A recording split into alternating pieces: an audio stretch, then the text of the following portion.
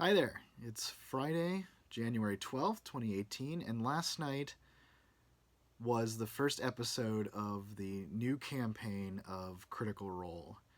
If you're not familiar, Critical Role is a live stream web series where a group of professional voice actors get together every week and play the 5th edition of Dungeons and Dragons.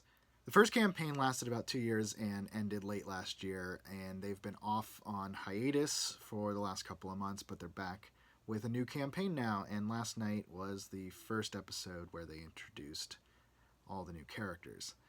And that's actually what I want to talk about, is specifically the new characters for the new campaign, because I honestly think that these are some really brilliant characterizations and performances and role-playing game characters right off the bat. So first was Liam O'Brien's character, Caleb. Caleb is a human wizard, and right from the start, he seems to be a little down on his luck, a little sad sack, which seems to be a recurring theme with Liam's characters. In the last campaign, he played Vaxildan, who actually started out as a rather carefree scoundrel rogue type, real Han Solo kind of guy, but his storyline was a straight up tragedy, and it was beautiful, but it was a tragedy. It ended sadly, and he progressively became more and more serious and more somber as the campaign went on. Liam is starting at that point now. I'm hoping that we see an inverse arc for Caleb, where he starts out very serious, very somber, and over the course of the campaign, learns how to lighten up, learns how to open up. I really want to see if Liam can make that work, as well as the other direction with Vax.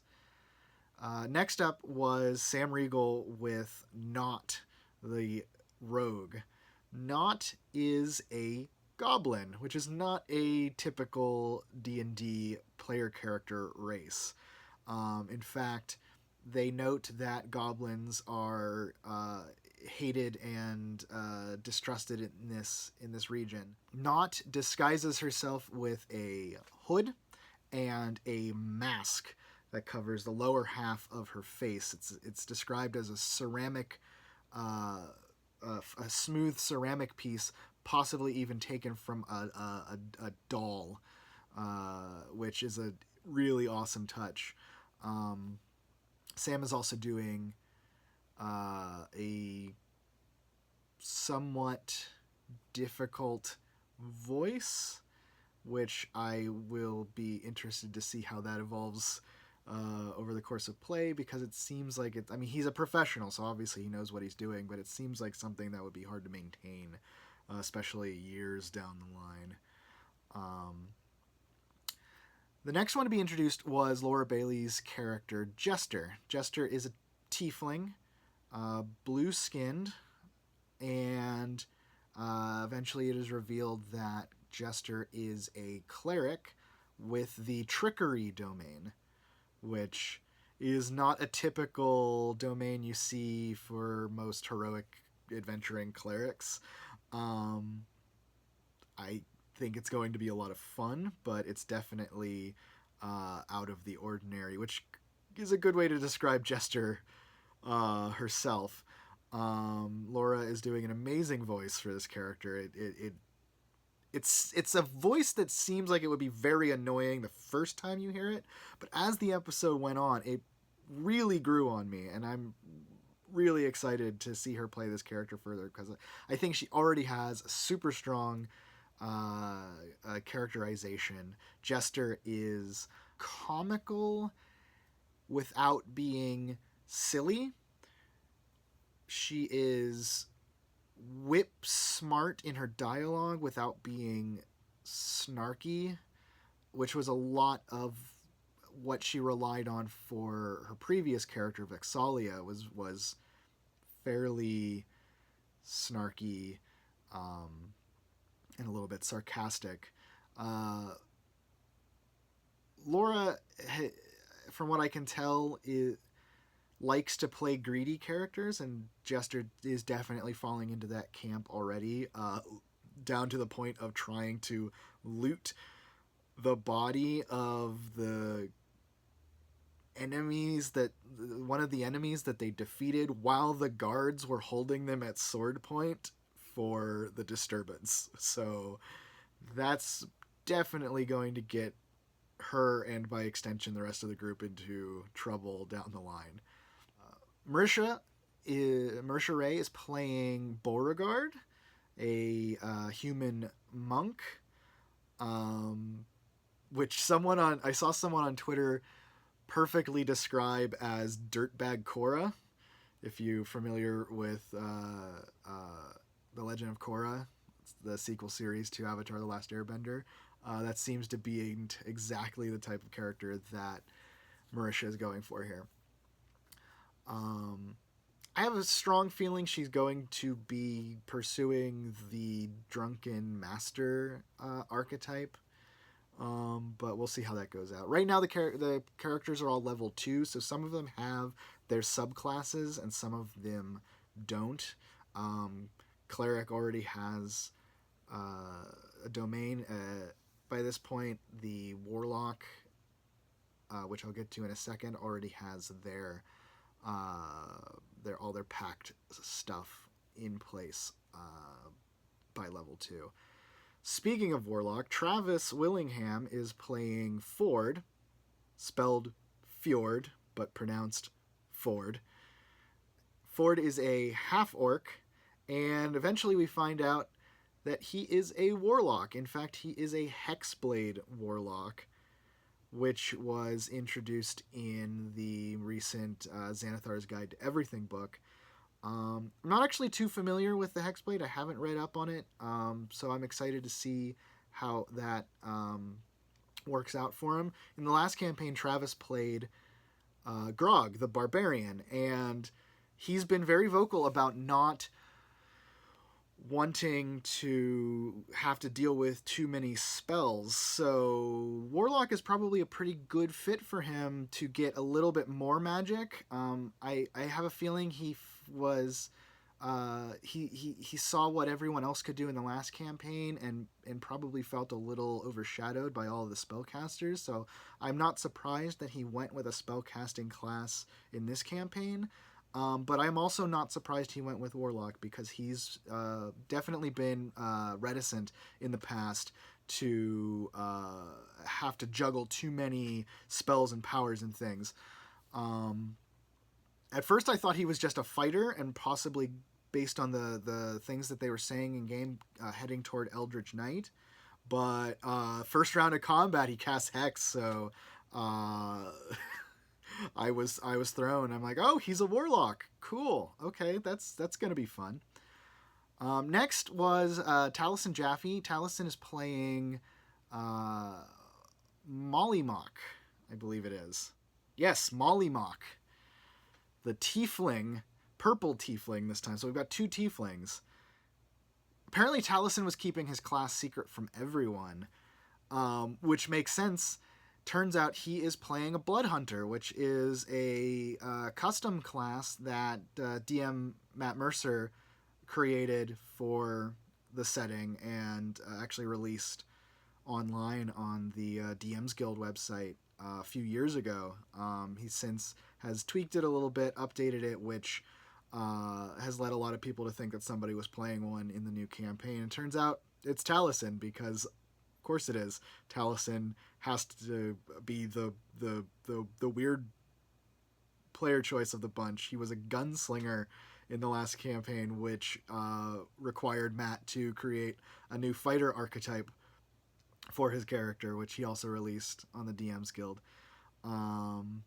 We haven't really seen a whole lot from him mechanically. He used one of his powers to add a little bit of cold damage to one of his sword attacks.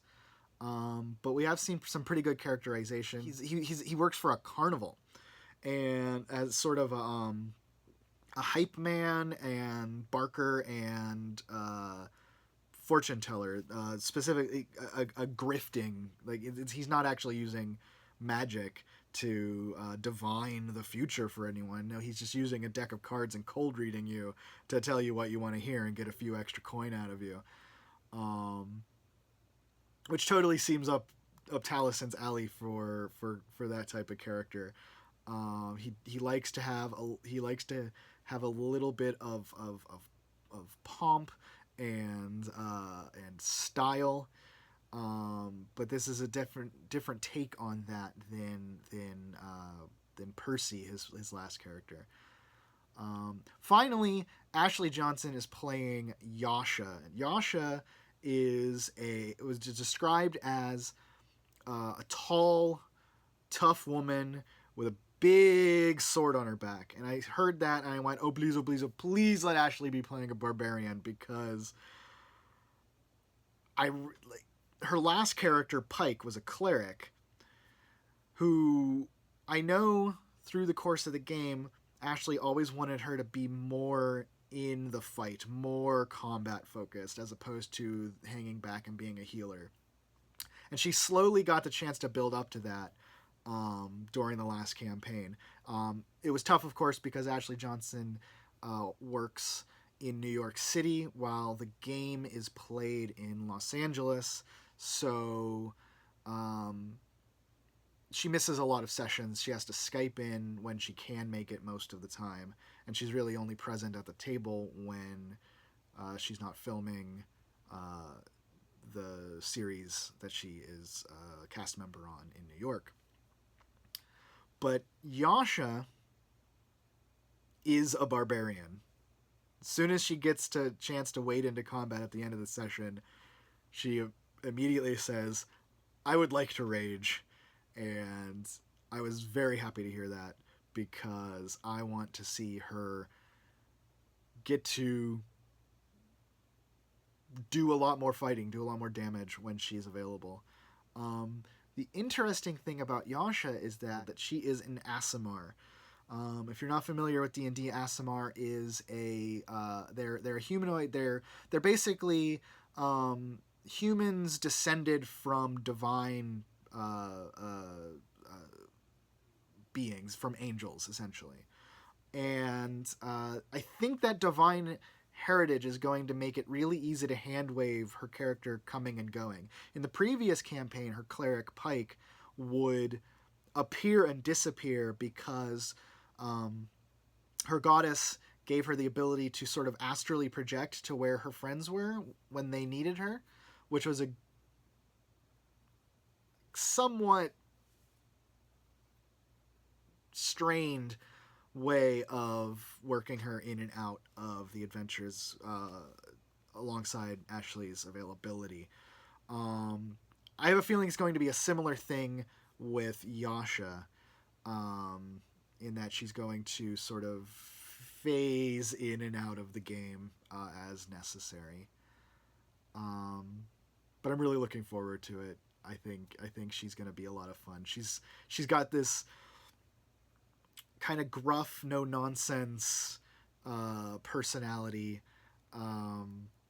that is a really good, really fun departure from the sweet,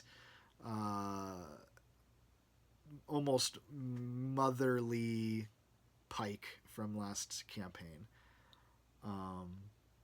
So that's all characters. That's all I really wanted to talk about today. There was a lot of getting to know you stuff. They literally met in a tavern, which is awesome. But they had run smaller sessions for subsets of the group before this, so that everyone could figure out their own characters and also build a little bit of backstory between them. So Liam and Sam's characters knew each other. Travis, Marisha, and Laura's characters knew each other. Talisman and Ashley's characters knew each other because Yasha works at the same carnival that Talisman works at, that came into town, and that's how they met everyone else. So this wasn't we weren't introduced to them as they were discovering themselves as players, which is good. It let them be a little more comfortable on the stream. There was just the one fight. It was over pretty quick. It was a good low level fight. They fought a couple of zombie like creatures, but I'm not really going to go into that because you can go and watch the episode for yourself. Um, it's available on the Geek and Sundry Twitch video on demand. It's available on projectalpha.com if you are a subscriber to Project Alpha. And I believe it'll be, if it's not already up on their YouTube channel as well, it will be early next week. But I really enjoyed it. I'm really looking forward to the new campaign, and I can't wait to see where it goes. I may do more of these sort of reaction recap videos in the future. If you liked this one and you want to see those, click down there to subscribe. If you liked this video, make sure you like it. If you subscribe and you want to make sure that you know when the next one happens, there's a little bell thing that'll give you notifications. If you really like this video or any of the other videos that I do, my Fallout playthroughs, my RPG rules discussions, you can support me at Patreon. I'm at patreon.com/Paul Stefko. Until next time, I want to thank you for watching, and I hope that you have some good gaming in your future. Bye.